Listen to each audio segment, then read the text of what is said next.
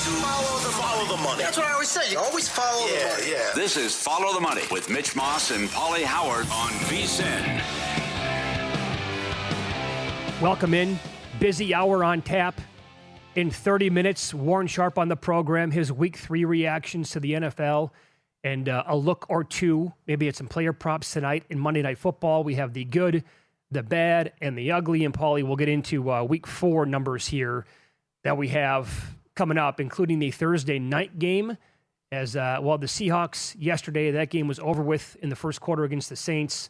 They now quickly have to go travel to Arizona. And boy, oh boy, the Cardinals blowing that game after getting the safety late and not winning.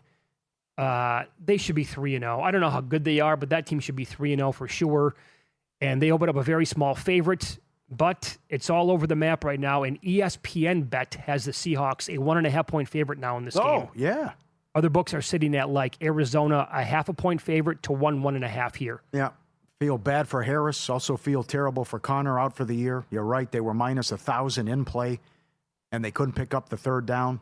Great play by the defensive player for the Niners, but they got to come down with that. They had several drops in the game, and again, they've been outgained in every game. So Seattle looked great last night. They looked good a couple weeks ago. They should have beat the 49ers. I like Seattle in this game. Okay.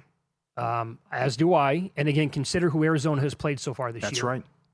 Right? The first 2 weeks on the road against the Saints, in it. New Orleans was in that game late. Week 2, at home to Carolina, had a huge lead, blew it, almost lost. And I don't know how good San Francisco is, and you blew that game. Yep. And you're right. I think the Seahawks here, they absolutely took apart Pittsburgh in Week 2, should have defeated the Niners in Week 1. They're probably closer to 3-0 than they are right now, so at this point. But JSN's a machine, too. Oh, my God. And by the way, I think they made it a point to say, like, yeah, he's not sick. Yeah. They establish him from the get-go. This is, we'll be on the air with the VSiN Pro Football Tailgate Show on Sunday morning at 9:30 Eastern, 6:30 out here on the West Coast. We get a game from Dublin, as the Vikings are now a 2.5-point favorite against the Steelers. Yeah. It was the exact opposite on the look-ahead. Yeah, makes sense. They were great last week. Wentz was fine. Wentz could be an upgrade, probably an upgrade. Poise, moxie, veteran presence. O'Connell not surprised. Could be the same thing here with what happened with Sam Darnold. I'll resurrect your career. And the Steelers, somehow, 21 points off 5 turnovers. Mm-hmm. And it's one thing if you're going to turn the ball over, but then Stevenson fumbles going in at the 1. Then he fumbled again. Yeah. Ridiculous what happened with the Patriots. So not only the 5 turnovers, but Aaron Rodgers had 139 yards in the air. That's it. They averaged 4.1 yards per play. They were outgained 369 to 203. Yeah. And they won the game. And I got news for you here. We are looking at the purple people eaters all over again in Minnesota. If they can stay healthy, I can't tell you how much I love this defense. Now, that's one game there against Cincinnati, but I also thought that they were really good against Chicago in Week 1, and they allowed basically nothing but field goals until late against Atlanta. It was the offense who could do nothing in that game, and with the playmakers were all over the field defensively for that team yesterday. Mm-hmm. Then Sunday, the Eagles are 3. There's actually, I did see a 3.5 out there at one spot with juice at the Buccaneers. Again, more injuries to the Bucs. Mike Evans was a little gimpy at the end of the game. How many linemen are they going to be down? And are Godwin and Wirfs going to be back here for the Buccaneers? Total is 43.5. Well, this is another one, though, right? I mean, think about how Tampa Bay got to this point at 3-0. Yep. That game, again, in Atlanta, Week 1, very fortunate to win. If Atlanta had a different kicker, maybe that goes to overtime and the Buccaneers don't win it. The Monday night game against Houston, extremely fortunate. And look, I mean, you could tell me that they blew the game because they did, and they were up 26-13 before they allowed the Jets to get back into that game yesterday. But also, you're trailing late, and you have to go down and kick the game-winning field goal. So, again, I said this in the first hour, they might end up winning that division by default because it's so bad the way it appears. Yep, probably. This the positive is what the passing game did in the second half. You got Hurts going, you got Brown involved, they look good. That's fair. First half was a joke. Yeah, they need to really go back and work on that again this week and look at the film and say, what did we do right here? Why did it click all of a sudden? All right, Saints are playing at the Bills. Oh, boy. Buffalo 16.5. Total is 47.5. Do you even consider getting cute this week and not taking Buffalo on Survivor? You just say, screw it. This is like the one free pass on the bingo card the entire year. I know 8,000 people are going to be on them, but I'll take them anyway. I think you do that, yeah. I mean, you're not taking Houston. I'm not taking Houston at home against the Titans, are you? I mean, the Lions play the Browns. Not an ideal spot. I think you're not taking the Patriots against the Panthers now. Oh, I can't. It's another God. one. Oh, boy. Please don't even put that out there. Just take the Bills, move the chains. Talk to me next week. How many people do you think are going to be on Houston, though? They're broken. The offense is broken. The O-line's terrible. Yeah, I have more on this team coming. I agree with Derek Stevens. He said it Saturday night. Bills will be the most selected team in circa Survivor history. They do have other spots to use them, though. Well, including the following week against New England. They are so I saw Adam Burke wrote about this at VSiN.com. I also tweeted it out earlier today. This early in the season, we're talking now, they are the biggest favorites since the Bills played Houston a couple years ago. Like in week 3, they were 18.5, I believe was the number. They won 40-0 in that game. I don't remember that one. I don't remember that game either. I remember the Bills as huge dogs going to Minnesota and winning outright. Yes, right. Okay. Now, Paul, what are we talking about here with the Saints? They were actually live in the first couple of games. Well, I wanted to see them on the road. I mean, again, the stars aligned for them where you got Murray woke up sick, and then you got Mac Jones in a backup. So it's one thing to play well at home and hang in there, but then you go on the road, and it's a big you got the comeuppance. So I just don't think anything's going to work for them offensively, and the dam's going to break. Could be another special teams touchdown, and Buffalo's going to get whatever they want. How many wins are we talking about? 2? Well, they play the Giants coming up. Yeah? I would expect a quarterback change by then for the Giants. I don't think they're going to beat the Giants. Dable was talking about it today at his press conference. Just make the move already. I mean, it's enough. He said that he was evaluating everything. It's a circus there. The crowd's booing every time you... Why bring him in the game if you're not going to throw the ball? Right. You run that Mickey Mouse crap, you bring him in, and he goes out for one play, and the crowd's booing, and you're pissing him off. I have no idea. That's another one, by the way. How did the Giants not cover that game last night? They had a great chance to win the game, in my opinion. Mahomes recovering that stupid lateral. He did it twice last night. What's he doing? Back. All right, Panthers, Patriots. Yeah, I mean, Patriots are 4.5 or 5. Yeah, I'm with Jerry Jones. El Paso. Well, I don't like it. Carolina, you ever been to El Paso? No. Yeah, twice last year. I have been, actually. My brother was based at Fort Bliss. Yeah? We went and visited him when I was in 8th grade. Went to the White Sands across the border in New Mexico. Isn't it by Juarez? It is by Juarez, yeah. God. Yeah, he said, be careful. Back then, he's like, yeah, be careful. You're damn right, be careful. Yeah, so... but Sicario, yeah. The Sun Bowl, where they play that, yeah. It's a great location for it. Anyway, think about this. The Panthers beat Atlanta 30-0. They had 224 yards of offense and 4.1 yards per play. Yep. What the hell was that? I know. Silver platter. Commanders 2.5, or now some spots showing 3 on the road against the aforementioned Falcons. I don't care. I'm fine with no matter who plays quarterback for Washington. Coaching staff's too good. Veteran quarterback in a good system. Gashing the Raiders left and right. Big plays all over the place. And I think they'll hold up defensively, too. I just, boy, if you're going to be wrong in spectacular fashion. I thought the Falcons could be a factor here. I mean, they just caught the Vikings at the right time. Well, maybe. Can we also say we have no idea what to think of this team after 3 weeks? Right? Again, could have defeated Tampa Bay, blew out Minnesota. Yeah. And then what on earth happened yesterday? Yeah. Here you go. Titans, Texans. Houston 6.5 or 7. They are 0-3 and they've allowed 51 points. Wrap your head around that one. The offense is totally broken. Defense is really good. Although Stingley left the game in the first quarter yesterday. Mm-hmm. I have this, watching them play, it popped in my head that this Houston Texans team is the Chiefs from last year without all the BS luck. Yeah, that's fair. If you watch this team and compare it to like Kansas City, even right now offensively, can't catch a break. They're the same thing on offense. Beating themselves, can't catch a break. Yep. There's no structure, right? There's never a 7-step drop. Mahomes knows where he's going to go with the ball. Stroud, same thing, running for his life. Tough kick, but our buddy Fairbairn let us down. What was that, from 53? 52, he pushed one? That one got me good. Caught us on the prop, yep. Kicking props went 3-2. And then Chargers 6, 45.5 at the Giants. Cross-country trip for them. Chiefs were 6 last night. Chargers, same number here. Got to be a quarterback change. I expect a quarterback change. And I love her. Gosh, Herbert, what a throw. The weapons that he has, defense is so good. I know Denver should have won, but the plays that Herbert made, I just love this Charger team. And there's so many wins left in a doable schedule. Still the second shot to be the 1 seed. Bills minus 160 at DraftKings. I think it's going to be a fun race, though. I think the Bolts will be popular in Survivor. You do? Yes, I do. Wow. But I would not take them there because they have other spots, like you said. Yeah, it could be a Green Bay part 2. Yes, there's plenty of other spots to use the Chargers. I was stunned at how many people were on Green Bay. Yeah. They play Carolina in a couple weeks. I think it's week 8 at home at Lambeau. They get Carolina.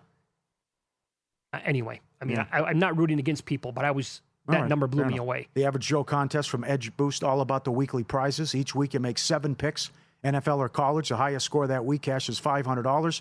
If you already have an account, it doubles to $1,000. And while you're chasing the weekly wins, you'll be in the mix for big quarterly prizes.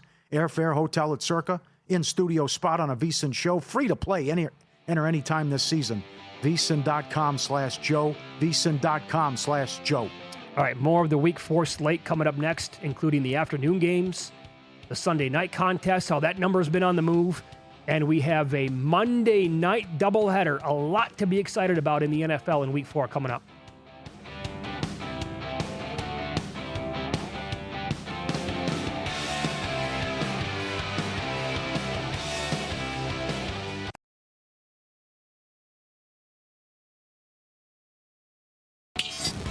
This is Follow the Money on VSiN. Coming up in 15 minutes, Warren Sharp going to join the program. We'll talk about this magic voodoo the Steelers have. There's no way it's going to continue. Let's knock it off right now. Should have lost again yesterday. And to look at Monday Night Football as well with the preview coming up with Warren at that time. We continue here talking Week 4 numbers in the National Football League. A team playing tonight. Well, 2 of them we haven't gotten to yet for Week 4. The Lions are back home next Sunday hosting the Cleveland Browns. Detroit's 8.5, total around 45 in this game. What's Cleveland going to do offensively? Not much. I mean, it's just they can't score. They have to force turnovers, and they couldn't muster much offensively against Cincinnati either. And now one of their offensive linemen's out for the year. Yeah. Stefanski confirmed that earlier today. But it's a great defense, and you can't run on them. And it's absurd what they did to Henry and Jacobs back-to-back weeks now. And I would just say, for not only Henry, just the Ravens also. But you figure they'll turn the ball over and make a mistake and beat themselves. When would you make a move from Flacco to one of the younger guys? I don't think it's going to matter. It probably won't, but don't you kind of want to see it like we want to see it with Dart in New York? I don't. I'm not at practice. I know Dart's supposed to be the real deal, and I saw a lot of him in the preseason. He's the talk of camp and the talk of practice. As Tirico and Collinsworth mentioned, when you bring his name up, people are like, oh boy, oh yeah. I don't know. I don't get that sense with Gabriel, and Sanders is like running the scout team, or not even running the scout team, and Zappy. All right, Baltimore on the road against KC next week. Ravens are going to Arrowhead as of right now. Pauly laying 2.5 points. Total 48.5 in that neighborhood. They should shred them. I will be on. Yep. Just watch that game last night. Mahomes has to pull some magic out. Good call on Thornton. Those plays, but and again it was a touch and go there for a while, and Kelsey's done. The Worthy injury's enormous, and the Rice suspension's big. They're not a good football team. You can't run the ball either. They get so much. Again, take away the luck they had last night. The nonsense with Mahomes with the laterals and the fact that he ripped that right out of the Giants player's hands. That's unacceptable. That's Giants ball. What are they down 9-6 at that point? At the 10-yard line or something like that? Yep. They got super fortunate in that game. Yep. And I get it. As you said, Rice, Worthy coming back. On offense, totally broken. Not even close to the same team when Mahomes was first on the scene. Their best play is chuck it up. Hope to get a PI call or Thornton makes a big play. Yeah, I think the Ravens are the bee's knees and clearly the better team. Now, here's what case. Now, it was late last night in New York. So they have to go back now, and so there's that. But also the Ravens are playing on Monday night and have to go on the road, so they're going to have that edge there. But if I can get a small money line on Baltimore, I think that's going to have to be the play. Jacksonville at the 49. All you have to do is look at the point spread here and that tells you how many Niners are hurt. So this game in San Francisco got as high as 4. It's back down to 3.5 almost everywhere. I don't know. Is Purdy going to be back down to 3 here now at Circa? Why is that total so high? I have no idea. I'm going to have to bet that right now. 47? Oh, that's too high. That went up. The opener I have here was 45. Yeah. I don't get that one. Bosa done for the year. No Jennings yesterday. And are we going to get Purdy? I think we're going to get Purdy. Mack was okay yesterday. He wasn't a disaster. Mm-hmm. And well, it's easy with those weapons, though. The benefit of just dumping it off to McCaffrey. Does this end for the Colts now? Boy, the movement and what's happened. The Taylor numbers, the Steichen numbers, the Indiana Jones numbers. Rams going to be pissed off. 3.5, 48. Is someone going to light up this defense? This can't continue, can it? Well, I mean, they took out a really bad Tennessee team yesterday. Uh-huh. And the Rams had the Eagles dead and buried. Yeah, but it took till like what late in the second quarter before they punted on the season. They broke into red zone coverage. Hansen did. Oh, here we got breaking news. The Colts are punting. I mean, it's incredible what they're doing. Well, your guy Jonathan Taylor is now down. I think I saw the lowest number on 5-1. He's like the short shot everywhere to win Offensive Player of the Year. Yeah. Did you take anything on him last week? Yes, I did. You took what, 16? Yeah. No, I got better than that. Did you? Mm-hmm. Yeah, I'm staring right at 20-1, and I punted on it. Okay, Bears and Raiders. There'll be a lot of Chicago fans coming out for this one. Great performance yesterday. You didn't have Lamb, and the Cowboys are so bad defensively. More on that coming up. But, oh, man, the Raiders.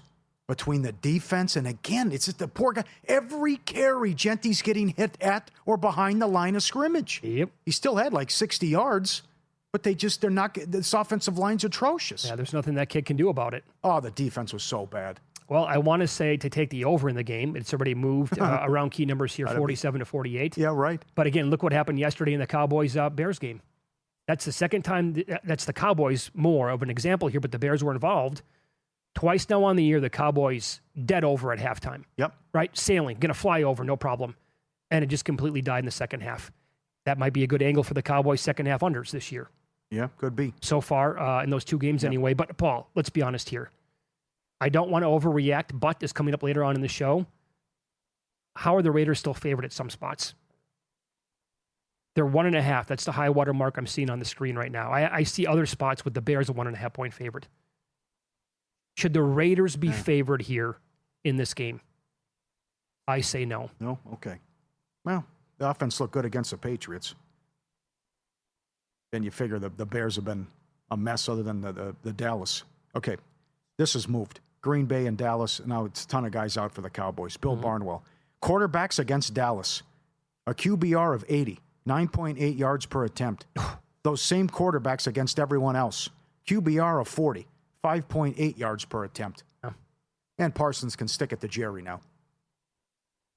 It's up to 6.5. Oh, God. What was the look ahead the day that they traded Parsons here? 1.5. Up to 6.5 now. Right when the trade happened. If you got up to 2.5, sorry. Right, a bunch of members here of the FTM Army got down on Green Bay when you were talking about that. What would be your recommendation here? Do you come back at all and take 6.5 on Dallas? Or do you just feel pretty good and let the 1.5 ride? Or the money line. Go money line too, yeah. You go money line. Maybe get involved in play too. You probably just see go how in it goes. play. I just think Green Bay will get the offense humming here in this one, and it'll be a long night for Dallas. So for those just tuning in, CeeDee Lamb, after the game yesterday, said that he absolutely feels like he can play in this game. Well, that's why you never listen to a player. He's out like 3 to 4 weeks. Also, their cornerback, I don't think he's any good, but Trevon Diggs ruled out in the second half yesterday. And here's the key thing that you want to watch for Green Bay. This is always a problem with this team, and it's the same thing this year. So Zach Tom and Aaron Banks both were cleared to play yesterday. Yeah. Tom re-injured the oblique immediately, left the game. Banks also left in the first half. So I don't know. You got to check the status of those two guys for this game, obviously. I think they're still going to be... Is the Dallas offense going to do much against this defense? No CeeDee Lamb? No. Okay, Monday Night Football. The Jets are playing at the Dolphins. I cannot believe this game's on national TV on a Monday night. The Dolphins are 2.5. Total's 44.5. And the New York teams. I thought that game was over. I shut it off. Tampa Bay was blowing them out after the pick six. Jets scored 24 points in the fourth quarter. Tampa going to go up 9 with the field goal, blocked, returned the other way. You know, Taylor didn't do much. He got Wilson involved. 10 catches for Wilson. But then again, we know you couldn't run the ball against Tampa. Well, that's going to be Hall with 20 yards. So yeah. I don't know. I can tell you this: we're going to have our first coach fired if the Dolphins lose. If they lose at home and drop to 0-4 and the Jets beat them, on that's it. That's got to be it. Don't we keep just riding Garrett Wilson props? Yeah, it's been there. The receptions, the yards. Yep. And then the other one is Bengals at the Broncos. Denver 7.5 at most spots. Total 44.5. What do you have on Denver? Oh, this is amazing. Parker Gabriel with the tweet here. In the past 2 games, they have not trailed for a second of fourth quarter play, yet 0-2 in those games. Walk-off losses at Indy and the Chargers. They have led in the fourth quarter in the last 2 games for 27 minutes and 23 seconds. They've been tied for 2 minutes and 37 seconds. They have trailed for a grand total of 0 seconds. And that team's 1-2. Yep. Again, I have no idea. That team should, clearly be 3-0 at this point, and they're 1-2. Mm-hmm. But I got it, Paul. In this game, I think I like I think I'd like Cincinnati. Teams have been moving the ball on them. I think that was playability. I know maybe a bad spot for Browning. Now you get that crappy performance out of his system, and a week to regather here. Fake cappers are everywhere, lying about their records and scamming bettors. For the first time, there's a real solution. Juice Reel, the trusted marketplace for buying and selling picks with total transparency. On the Juice Reel app, every seller syncs their sportsbook account, so their full betting history is imported directly from the books. No screenshots, no fake records, no hype, just facts. The only way to sell picks is to prove you can win, and the only picks you can buy are from verified bettors with real results. The days of inflated profit claims are over. On Juice Reel, you can tail proven winners or get paid when others tail you. Download Juice Reel today, REEL, Juice Reel. Go get it. Warren Sharp is going to join the program coming up next. He joins us twice every single Sunday morning, and those are great spots. And if you listened yesterday, he gave out some unbelievable analysis. The Joe Flacco under longest pass completion was terrific. It got there. What caught his eye yesterday, like this Steelers voodoo crap, there's no way that's going to continue, right? And how does he look at tonight's game with some player props? Coming up here on VSiN.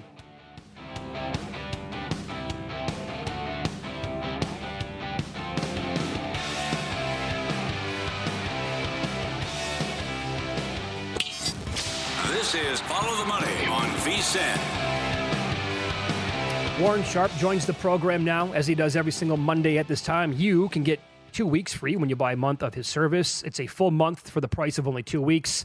Sign up with the coupon code VSiN on any monthly package to get on board. All you have to do is go to sharp.football. That's it, sharp.football. Pick the package that is right for you and take advantage of this offer, only available for VSiN viewers. Warren, good afternoon. Thanks for the time as always. We were kind of laughing about Mike Tomlin and the Steelers somehow, again, finding crazy ways to win football games. Is this going to continue? Well, it feels like it is going to in the offensive side of things because Aaron Rodgers throws the ball so close to the line of scrimmage. He's probably not going to throw that many interceptions, which really helps in the turnover margin aspect of this whole thing. But it's unbelievable if you don't watch that game. The New England Patriots had the ball on 2 separate drives at the Steelers' 2-yard line, and both times they turned the ball over in the end zone. One was an interception, one was a fumble that was recovered in the end zone.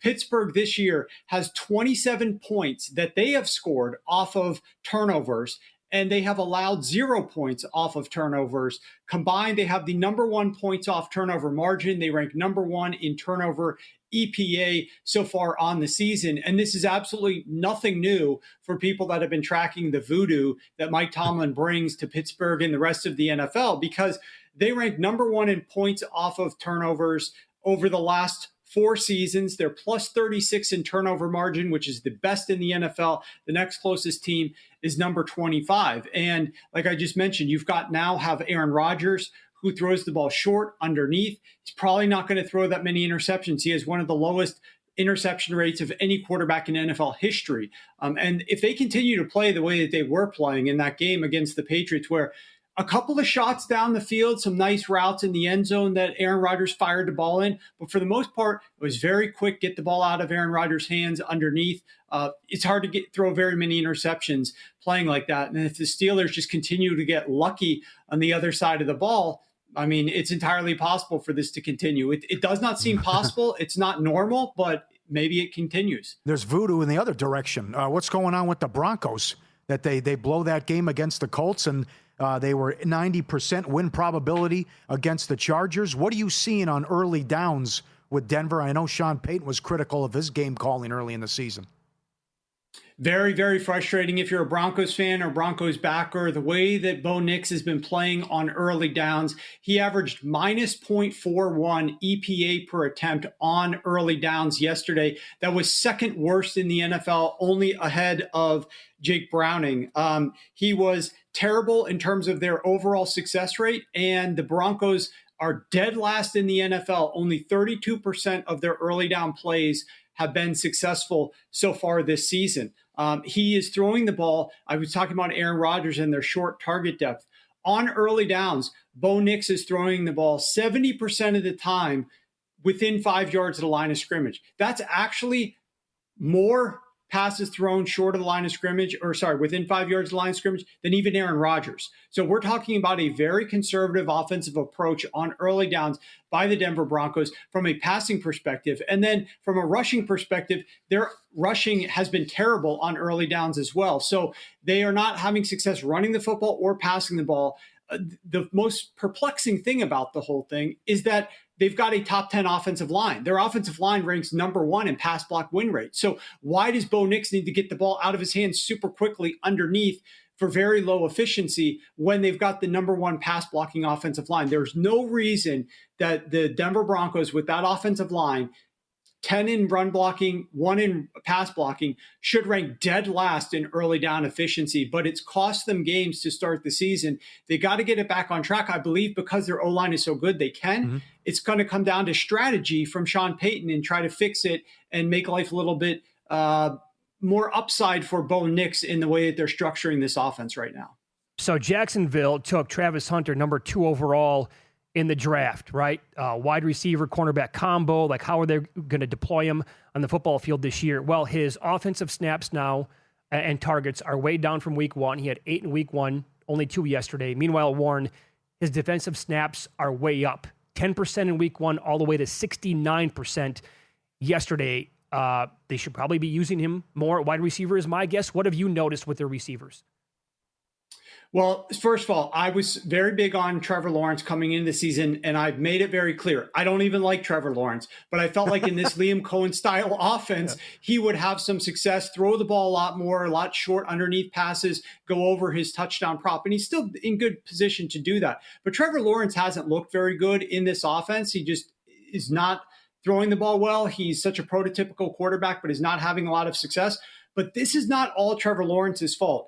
32% of his incompletions have been the result of receiver error. That is the number 1 most in the NFL. 14 of his overall pass attempts are being incomplete because of receiver error. He's got the highest rate of drops by any receiving core in the NFL. Yes, Brian Thomas Jr. is getting the bulk of the criticism, deserved. But he's not the only problem there. There's a lot of other receivers, Diami Brown and their tight end Hunter Long. They've got other players who are having higher drop rates. This is an issue for this team. It's going to cost them some games. Liam Cohen must figure out a way to get Trevor Lawrence settled even further into this offense, to get him on the same page with these receivers, and to just figure out how Trevor can either throw a more catchable ball or these receivers are just more comfortable where Trevor's going to be placing the ball based upon the route, and maybe just increase the timing and the work that these guys are putting in together. They've got to fix this drop rate. It's leading the NFL right now. It's going to cost them. It's making games closer than they should otherwise be. His EPA per attempt that he's lost due to these drops is tops in the NFL. Very good. Great game tonight on paper. Baltimore, about a 4.5-point favorite. Total all the way up to 54 now. What kind of caught your eye when you were breaking down this game? Well, we just saw the Cleveland Browns come in and completely eliminate the run game of the Baltimore Ravens. Mm-hmm. And that's something that we saw yesterday as well when the Cleveland Browns eliminated the run game of the Green Bay Packers. But one thing that the Detroit Lions are really good at is slowing down the run. Now, they're not quite as good against the outside zone. Cleveland's a top 5 run defense against outside zone. That's something that the Baltimore Ravens like to utilize at a higher rate. The Detroit Lions are much worse against outside zone. But I do think they're going to try to really put an emphasis. They saw what happened last week when the Cleveland Browns were able to slow down this run game, that the game was close. And eventually Lamar Jackson got over the top, but that's against a very terrible Cleveland Browns offense. Detroit's offense is a lot better. Maybe they'll have more success. Maybe they should come in here and try to slow down the run. So I'm thinking that that's going to be obviously a clear focus of theirs, is to eliminate Derrick Henry as much as possible. That's going to open things up a little bit more for Lamar Jackson. And the Detroit Lions have one of the higher blitz rates in the NFL, even though their defensive coordinator left and is now coaching elsewhere in the NFL.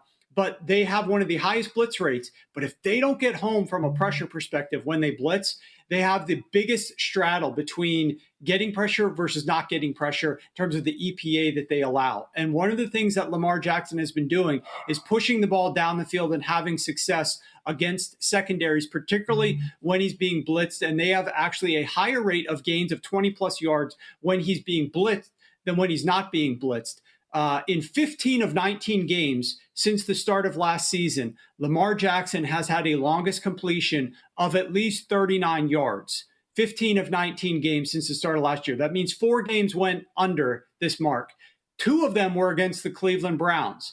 Not this year, but in prior years. 2 of them were against the Cleveland Browns in their last year's game.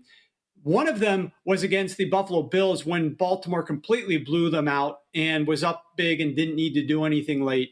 And then one of them was against the Las Vegas Raiders. Week 2, if you remember, Gardner Minshew came into town, completely shocked the Baltimore Ravens to start last year. Yep. I think there's going to be opportunities for Lamar Jackson to throw the ball down the field, especially against some of these blitzes, and really try to make Detroit pay. I like his over longest completion of 38.5 yards. Love the breakdowns. Thanks so much for the time today, Warren. Enjoy the game tonight, okay? Thanks, guys. You too. There you go. Follow him on X at Sharp Football. And again, get 2 weeks free when you buy a month of service. It's a full month for the price of 2 weeks. Here's what you do. Sign up with the code VSiN on any monthly package, betting package to get on board. All you do is go to sharp.football. Pick the package that's right for you and take advantage of this offer. Only available for VSiN viewers. Again, the website is sharp.football. All right? Yep, 38.5 is the number pretty much out there across the screen that I'm seeing right now for Lamar Jackson. Love the analysis, love the breakdowns. You get it every single Monday at this time with Warren. And also he joins us twice every single Sunday morning. He doesn't miss anything, really. No. Right? Comes up with different stuff, different angles, like all these games. And the analysis is terrific. Absolutely. Yep. So over 38.5 is the one that he likes tonight. 54 now overall with the total in the game. My goodness. Yeah. Could be like Buffalo, the week 1 game. But I think they'll be able to contain Detroit and do a better job. But as I said earlier, and we'll get to it coming up later again, in this spot, they have blown, Baltimore's blown everybody out in these marquee games at home. Yep. Not many players are better when healthy, and he's on pace for more than 140 catches. Find out who coming up in the good, the bad, and the ugly.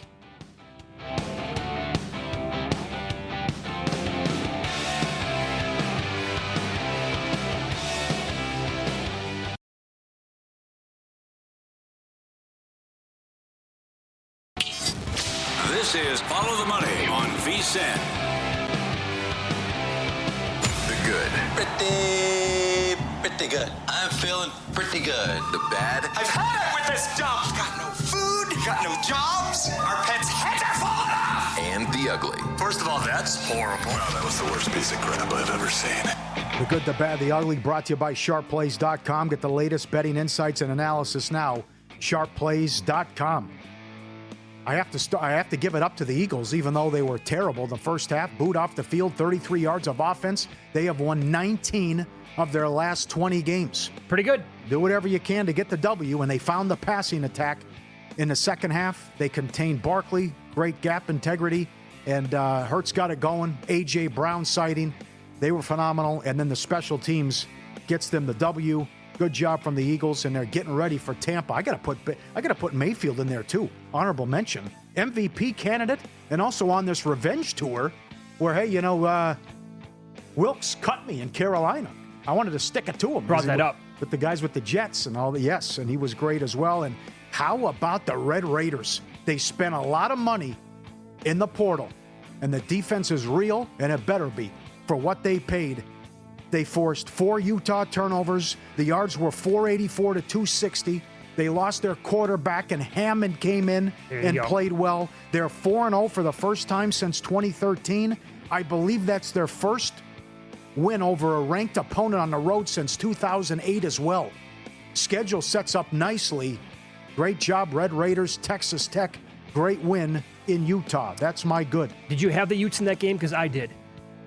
I was betting in play, Red Raiders and under. I did not do anything. I should have been before. doing that because, my God, Paul, could you tell that Utah was completely outmatched Yep. in that game? My good, I mean, the Indiana Hoosiers football team. Ooh. Holy smokes, was that impressive Good at call. the half. I was going to say, good call from Brad Powers calling Illinois total frauds before the game. Yeah, and Indiana Jet, who won Circa Survivor a couple years ago, Rob, on his Twitter account before the game on Saturday, he's like, I'm telling you right now, you need to add Mendoza 35-1 Heisman Trophy. He's down to 7-1 here at Circa, I think. So at the half, 35-10 was the score. 279 yards, 8.4 yards per play. Mendoza, again, at the half was 15 of 17 for 220 and 4 touchdowns. Give me their losses. At Iowa this week. It's kind of a fun game. Yeah, tough. Bye at Oregon. Loss. Michigan State. The win, dog. UCLA. Give him a win, dog. At Maryland. Win, dog. At Penn State. Loss. Badgers at Purdue. Win. So 10-2.